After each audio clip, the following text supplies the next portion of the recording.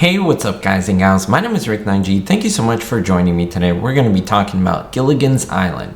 More specifically about a season 3 Gilligan's Island episode called The Producer. Now, if you have been on my channel, you've noticed that I've polled a lot of you. I polled the audience essentially and asked you what you're thinking about certain episodes, certain scenes. And the reason why I'm doing this, because I kind of want to find the ultimate scene or the ultimate episode of a show and rank them and see how great they are. So let's get right into it.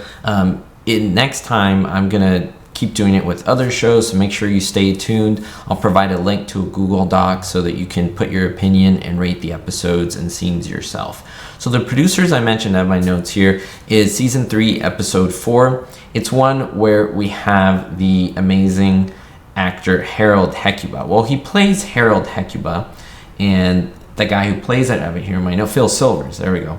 Now, he plays a Hollywood producer, Hecuba, who goes on the island. He actually crash lands from his plane, and he's unimpressed with Ginger's acting abilities. So the castaways put on their own production of Hamlet and get his attention. Now, what's great about this episode and what many people like is that essentially it's a musical. Now, I would say I enjoy the first half of the episode because I like the non-musical part. I like everything up to that build-up. Now, I'm not anti-musical or anything like that. I love Willy Wonka and the Chocolate Factory. I mean, I love a lot of scenes in Jesus Christ Superstar, a lot of the songs, but I'm not like the biggest musical fan either. So to me, it wasn't that appealing. Hamlet set to a musical. Now, I guess it's unique, and so it's interesting, and a lot of people would like it, so I do understand that. But I asked people, what do you think, and what would you rate this episode of Gilligan's Island? And I have the results over here. It's very, very interesting to see what people are saying. Now, I started 5 stars, 4 stars, 3, 2, 1, 1 being the lowest, 5 being the highest. And according to the audience, 34.4% of people rate it with 5 stars. And then 4 stars, 40.6%. So people gave it more 4 stars than 5 stars, which is interesting. So they didn't rate it like the best. They rated it one lower than that, right?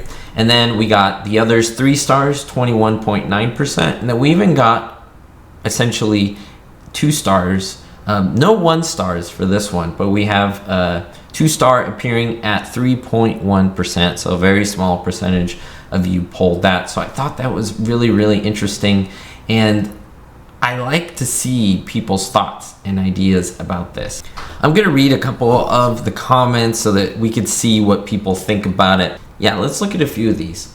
So Scott Worthington from North Carolina said, I always enjoyed when the island hosted visitors, the jubilation that came with imminent rescue followed by the emotional crash when the group woke up to find their rescuer gone. This was pretty much the same story as the visit from the mosquitoes, Bingo, Bango, Bongo, Irving. The castaways inspired a rebirth of talent, followed by the visitors' clandestine departure to avoid sharing the rewards. Very interesting thoughts on this. I've just highlighted some people's here.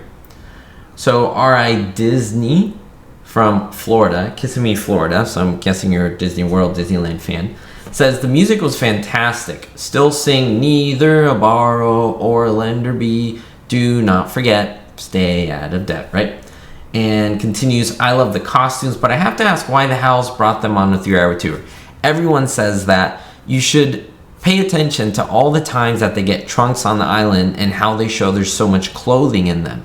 That would be a plausible explanation. In one of them, there's like filming equipment, there is tons of costumes, there's extra clothing. And so if you really add that up, it would show essentially where all these things came from.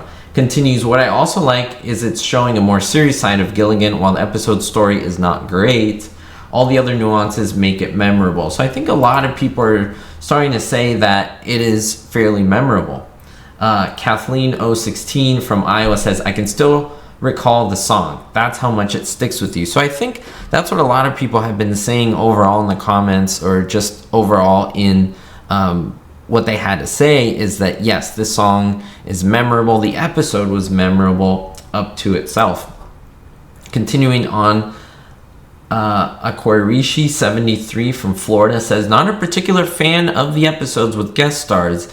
A very meh episode for me. Remember, I like to read varying opinions, and I'll tell you my opinion. And as we do more of these, I'm going to make a little chart and then show you what people rank them. So I'll be like, okay, this is on average a 4 point something, but then this episode got a 2.7. That's like really bad, but it's pulled by you, so it's like the fans. So I think that's really, really cool.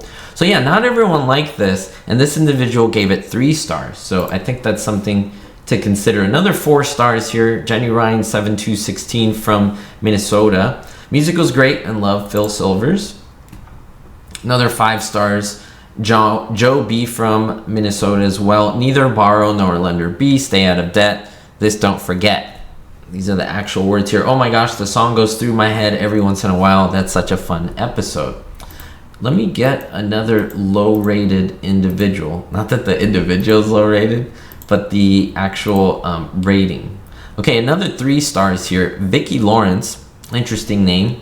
San Leandro, California. The series as a whole will probably only get a 4 stars from me, but I never liked the episodes with visitors as much either. So I think people who don't like episodes with visitors, they probably like the ones where they're trying to get off the island or they have internal struggle. Because I've essentially narrowed down all Gilligan's Island episodes to 3 ones: guest stars and or visitor episodes. Number 2, where they're trying to get off the island specifically, and 1 where they have an internal struggle or, you know, some type of thing they're trying to deal with internally, and it's just on the island, right? So I want to read the 2-star here. I think this is very interesting, from Daytona Beach, Florida. I just won't mention her name in case, you know, but that's okay. I never cared for Phil Silver's comedy. That's a good point. The cast is always great, meaning the crew. I guess it was just not in my realm of interest. That's very interesting. I love seeing the variety of opinions on this. 5 stars, Sound Preacher from Oklahoma. It is so memorable. I can sing most of the song to this day, and they have the lyrics that I've mentioned several times already.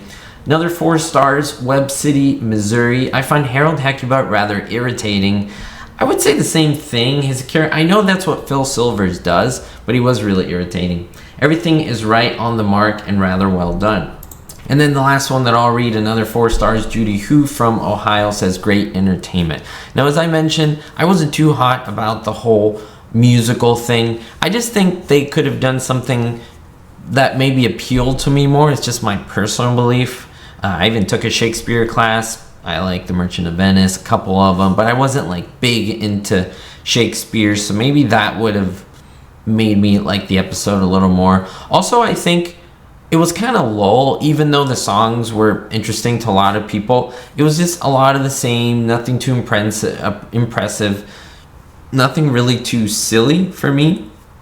And you know, I'm big into physical comedy, and so that part of it, there wasn't a lot of physical comedy, which I think made it suffer. But I'd love to know your thoughts down below. If you have ideas for future episodes or scenes that you want me to rank, let me know. But before I finish, I did an average calculator on everyone's ratings, and we got out of 5, 4.0625. So I'll be putting it on a chart here so that you can see this, and essentially it rates it according to mine. I gave it a 3.7, and this will be filled out more and more. Tell me if you like this idea. I think it's really fun. As we start filling out more, I'm going to rank them by the average audience score, and we see what's at the top and what's at the bottom, and what episodes are great and what episodes are not. So I hope you enjoyed this. I hope this was fun for you. Don't forget to leave a thumbs up and subscribe. We'll see you all next time, and most importantly, be hopeful. Thank you so much to my platinum and diamond tier patrons,